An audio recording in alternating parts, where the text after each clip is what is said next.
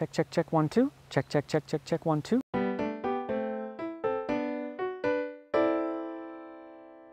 Hey guys, it's Phil from SmilingGardener.com. If you haven't checked out my free online organic gardening course, you can do that right on the homepage of SmilingGardener.com.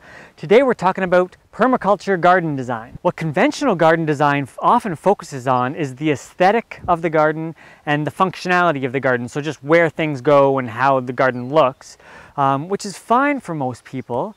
You know, especially if you're a non-gardener, you just want to have a tree that looks nice or a plant that looks nice. Like I have a red bud in the background here.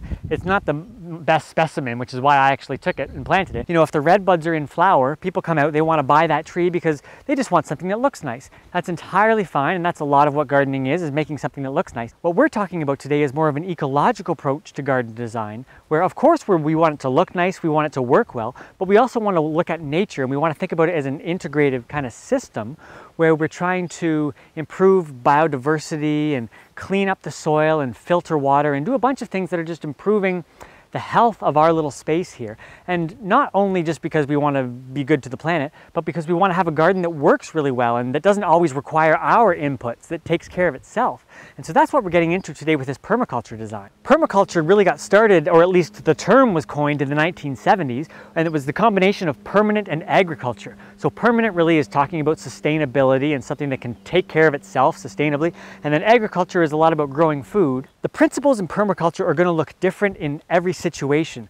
Sometimes there's a problem I see in permaculture is where solutions that have maybe worked elsewhere are imposed into our garden because we think we need them. So a herb spiral is a way to grow a bunch of herbs in a small area, and it's kind of a cool thing in the right situation, but now a lot of people think they need a herb spiral because it's a permaculture thing. But with permaculture, we really want to focus on the design, on the strategy, and on thinking about the principles. So the principle is really trying to work with nature. Instead of trying to conquer nature, we're trying to use the energies that are coming on our site and try to manipulate them just in such a way that it can help do some of the work for us. A big thing with permaculture that we're trying to do is to observe and interact with our landscape. If we can somehow spend a few seasons looking at our landscape and observing it, we can learn a lot. And these are fairly common sense things. It doesn't have to be difficult. If I just look at my forest garden, this very young forest garden I'm putting in here behind me, basically kind of a holistic orchard, I noticed observing that there's a wet area down there seasonally during the spring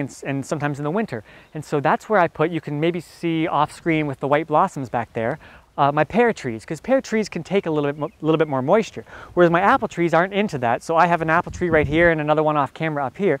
They're up on the high spot, so that's pretty common sense, but it's just things like that. Maybe you can see behind my red bud, which has the nice purple flowers right now, there's a cherry tree. It's kind of right behind there, but it's a little bit marginal in this area, and so I have it in the sheltered part of the garden where it's protected from wind, it's kind of nice and warm in there, and so it's a fragile tree, and that's going to help with that. So it's really just common sense a lot of the time, but it gives us a lot of clues as to how we can work with the landscape, and it really can minimize our labor and the inputs we need to bring in and the problems we encounter if we do this kind of working with the energies and all the things that are going on our site. So in nature, nothing is lost, and that's what we're trying to mimic in our landscapes too. If we can look at all of the elements in our landscape and figure out how we can provide for them, then we can do a lot of good. And what I mean by elements are things like fruit trees, like an apple tree, or a veggie garden, or my compost pile, or a pond, or a greenhouse, or you know, any kind of major part of the garden.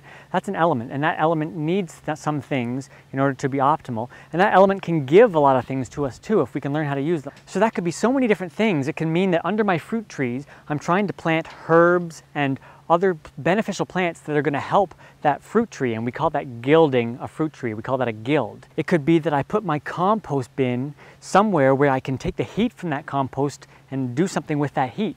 Maybe it helps to heat a greenhouse, or maybe on the other hand, maybe the greenhouse, if I put the compost bin in the greenhouse, maybe the greenhouse helps to keep the compost bin warm throughout the winter. So what we want to do is just keep looking at all these elements and on and on and on. With the greenhouse, I should be capturing water off that greenhouse, maybe down into some plants that need a lot of water. And so on and on, we try to think about all these integrations. So what you really want to do is think about all the things you need in your garden, all the products you want to get from it, all the things you need, and also list all the major elements. So like fruit trees, greenhouses, all the things I listed, compost, and think about how those things can all integrate with each other and provide for each other. Great, just filming. This was just a brief introduction to permaculture today. What it means is observing your site, working with nature, trying to learn from nature. How can we mimic nature in our garden so that our garden takes care of itself and we don't have to do so much work and spend so much money, and then we can go and start a permaculture somewhere else. If you have any questions for me, ask them down below and I will answer them. If you haven't signed up for my free online organic gardening course, you can do that down below. You can join me over on Facebook with my sister at facebook.com/smilinggardener.